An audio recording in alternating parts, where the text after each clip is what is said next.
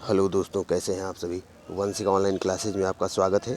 हम देखेंगे आज 7 अगस्त के पहली पाली CHSL के पहले पाली के कुछ GS के क्वेश्चन और साथ में उसके एक्सप्लेनेशन भी हैं। ठीक है, तो वो अगले एग्ज़ाम में आ सकते हैं। हम देखते हैं, भारतीय रेलवे ने निम्नलिखित में से किस स्टेशन पर एक मालगुडी संग्रहालय विकसित किया है। तो ये है आपका अरासलू रेलवे स्टेशन। शिवमोगा एक जगह है जिसके पास जो है ये अरासलू स्टेशन है। उसकी पुरानी स्टेशन बिल्डिंग श्रृंखला में ये चित्रित किया गया है। भारतीय रेलवे ने अरसालू स्टेशन को मालगुडी संग्रहालय के रूप में बना दिया। अगला पॉइंट है, सुब्रमण्यम भारती एक प्रसिद्ध क्या थे। ये एग्जाम में प्रश्न आया था। तो ये कवि थे, तमिल कवि थे। इनको महाकवि भारतीयार के नाम से भी जाना जाता है।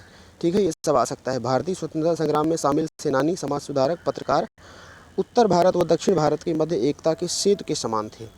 अगला प्रश्न एग्जाम में आया था, भारतीय संसद में वित्तीय बजट कौन प्रस्तुत करता है। वित्त मंत्री।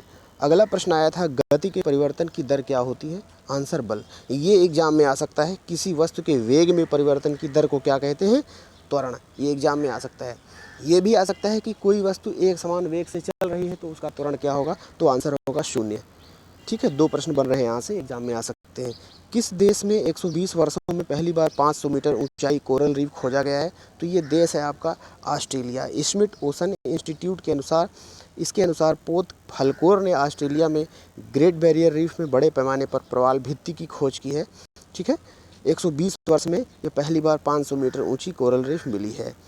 अगला प्रश्न आया था, किस राज्य की सरकार ने रायथु वेदिका योजना शुरू की। तेलंगाना ने। अगला प्रश्न आया था, बहमनी राज्य की स्थापना किसके द्वारा की गई थी। 1347 में हसन गंग ने की थी।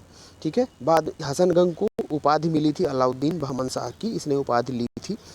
अगला प्रश्न आया था आपका आज के एग्जाम में, बाणभट्ट किसके दरबारी कवि थे। तो ये संस्कृत भाषा के और गद्य शैली के लेखक थे।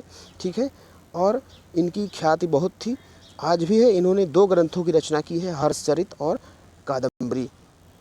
हर्षचरित एक ऐतिहासिक रचना है जिसमें बाणभट्ट ने अपने सम्राट हर्ष के आरंभिक जीवन का चाटुकारितापूर्ण चित्रण किया है। तो बाणभट्ट जो है हर्षवर्धन के दरबारी कवि थे। आधार कार्ड के 12 अंक कौन जारी करता है। ये UIDAI जो है जारी करता है। ठीक है, 12 अंकों का, जिसे आधार कहते हैं। अगला प्रश्न आया था, हाल ही में किस देश के पूर्व प्रधानमंत्री जॉन टर्नर का 91 वर्ष की उम्र में निधन हो गया। कनाडा।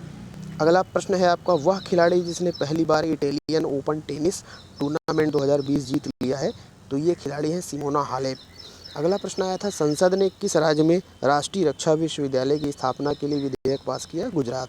अगला प्रश्न आया था, नाडा ने भारतीय बास्केटबॉल खिलाड़ी अर्शप्रीत सिंह भुल्लर पर डोप टेस्ट में कितने साल का प्रतिबंध लगाया। 4 वर्ष।